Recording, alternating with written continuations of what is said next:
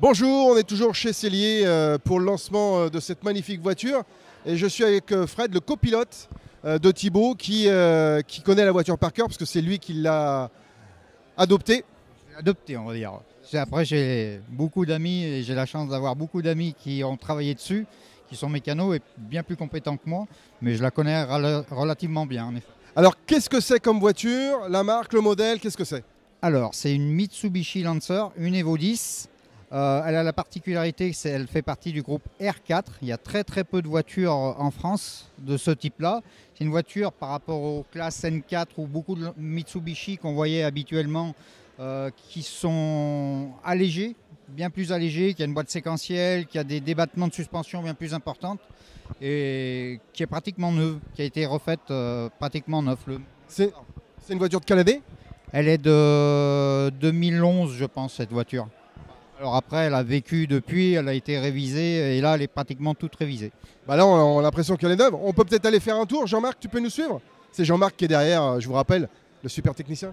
Alors, on va aller se présenter devant le moteur. Alors, qu'est-ce qu'on a comme cylindrée sur ce type de véhicule? Alors, c'est un 2 litres 16 soupapes. La cylindrée, c'est un 2 litres 16 soupapes avec un turbo. Qui a une bride de 33 mm, donc c'est la bride des groupes N, qui sort en gros 317, entre 310 et 320 chevaux, on va dire, et beaucoup de couple, 540 mètres kilos de couple surtout. Ah oui, c'est impressionnant. Et le poids du véhicule? En service, ça doit faire 1350 kg. D'accord. Alors on va aller se mettre du côté de l'intérieur, parce que c'est impressionnant de voir l'intérieur d'un véhicule avec Jean-Marc, toujours là. Alors, là, on a le baquet chauffeur et puis on a la partie copilote. C'est tout en carbone, les renforts? Alors, l'arceau n'est pas en carbone, non, c'est juste des protections qui sont en carbone. On a, oui, toutes les doublures de porte, les garnitures de porte, c'est tout en carbone. Les sièges sont en carbone, le tableau de bord est en fibre. Il y a beaucoup d'éléments en carbone là-dessus. Je vais laisser passer Jean-Marc pour qu'il voit l'intérieur, parce que c'est quand même impressionnant. Alors, il n'y a pas de tableau de bord là, on sait pas combien on roule, on ne sait pas où on va là. La voiture a été allégée au maximum, donc Thibaut, lui, il a ce qu'on appelle un shift light qui lui donne les tours minutes en gros, et quand c'est qu'il faut qu'il change de rapport, et un afficheur où il a juste le rapport engagé de la voiture. On a un dashboard qui est sur le tunnel qu'on ne voit pas et qui nous donne tout un tas d'informations, des alertes, des choses comme ça, mais qu'on ne regarde pas en course clairement.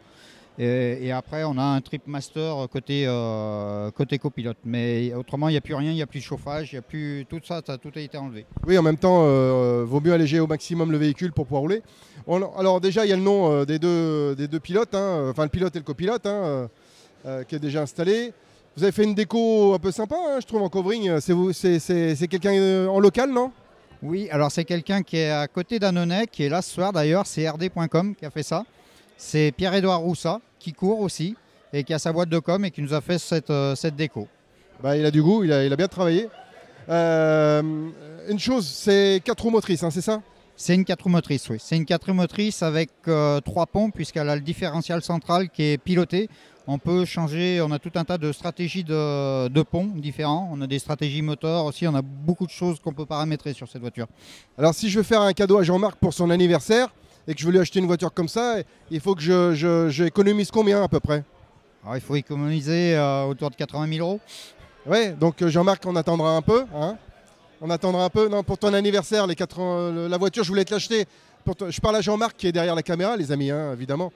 Mais on verra plus tard. Hein. En tout cas, et derrière, donc on a... alors là, on a toute la partie... La partie arrière.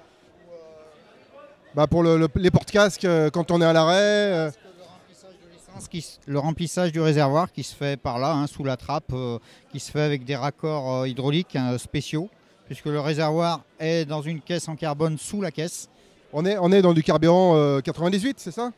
Là, on peut rouler ou avec du 98, on a 2 cartographies moteur, ou avec de l'essence 98 ou de l'essence compétition. Oui, l'essence compétition qui donne un rendement plus intéressant, mais le prix n'est pas le même. Oui, on est pas loin de 8 € le litre. Donc il faut être concentré parce que c'est des véhicules, on est au moins à 25-30 litres au 100. On est beaucoup plus que ça. Ah d'accord, plus que ça. Bon bah j'en suis loin. En spécial, on est plus près de 90 litres. Ah ouais, quand même. 90 litres à 8 € le litre, faut être concentré. Hein. Faut pas se louper là. Attention. Alors Jean-Marc qui dit que c'est la consommation d'un char d'assaut. Sauf que je préfère conduire ça qu'un char d'assaut parce que là on y éprouve d'un vrai plaisir et l'adrénaline elle est forte là-dedans. Ah oui, là c'est des grosses sensations. C'est vraiment des grosses sensations. C'est impressionnant ces autos parce que c'est des grosses autos, mais à l'intérieur on n'a pas l'impression d'être dans une grosse auto. C'est assez confortable parce que c'est très très très bien suspendu. On n'a même souvent pas l'impression de vitesse, mais ça va vraiment très très très très vite. Alors, il y a quand même une question, quand on est copilote, on est à l'intérieur, on ne profite pas forcément du paysage et il faut être concentré sur le conducteur pour pas se louper sur le descriptif précis de la route. Effectivement, on est concentré sur la route puisque clairement, moi je suis souvent 2 virages avant le virage où est Thibaut. Et puis on voit très peu la route, puisque je ne sais pas si on le verra à la caméra, mais mon siège est très reculé. Quand on voit d'ici, je suis derrière le pied milieu et je suis assis très très très très bas pour descendre le centre de gravité et le recentrer au milieu de la voiture. Donc on voit très peu la route, on la voit très très loin devant. Et à l'allure où ça va, clairement on la voit des brides, des instants juste pour se repérer et se recaler.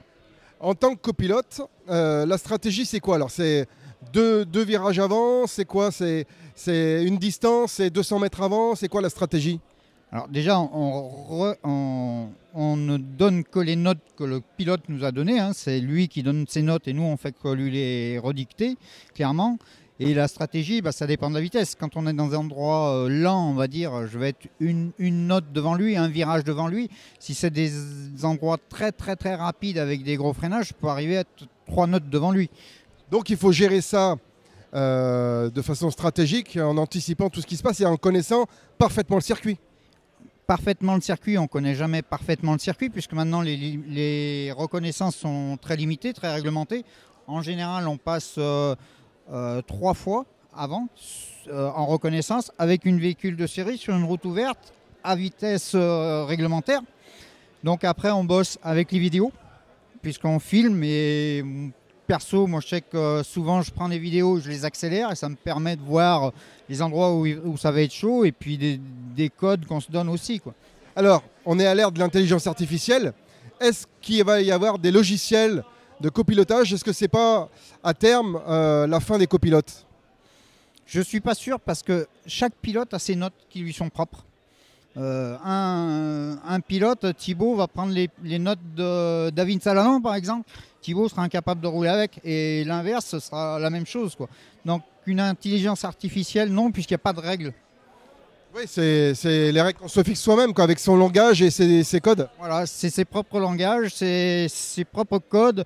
Certains disent des distances qui sont des vraies distances, 100 mètres, 100 mètres, d'autres vont dire 10 mètres, alors que c'est 100 mètres, c'est ses propres codes. Donc l'intelligence artificielle, moi j'y crois pas trop. Bon bah voilà, ça laisse de l'espoir au moins à la force humaine dans l'automobile, dans le rallye. La prochaine course, c'est quand?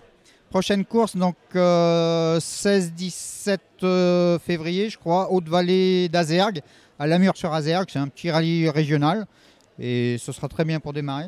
Et puis après, on va enchaîner avec le Val-de-Mérien à Saint-Galmier. Le rallye des Vignes, encore 15 jours après, qui est à Régnier-Durette. Et après, rallye du PSG fin mars. Bon bah sacré planning alors. Hein. Gros planning là qui est très concentré au début de saison. Après, il y aura un petit break parce qu'il va falloir faire de la maintenance sur la voiture. Et il y aura une grosse partie de maintenance. Et après, on repartira pour aller chercher les 250 à 300 points qui nous permettront d'aller à Nice. Voilà. Bon bah super, félicitations et puis bonne course, alors à bientôt. Merci. Hein? Merci. Les amis de Moteur Passion, à bientôt, c'est Jean-Marc qui prend la suite, on y va.